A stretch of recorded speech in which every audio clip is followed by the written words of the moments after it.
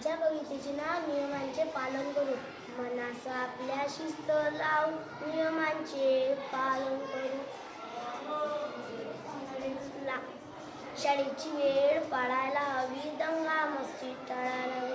मन लावून अभ्यास करू, स्वच्छतेवर भर देऊ. पाण्याचा वापर जपून करू, एकामेकासह कार्य करू.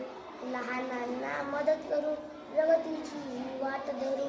लहान मोठ्यांचा आदर करू, नियमांचे पालन करू. आपल्या शिस्त लावून नियमांचे पालन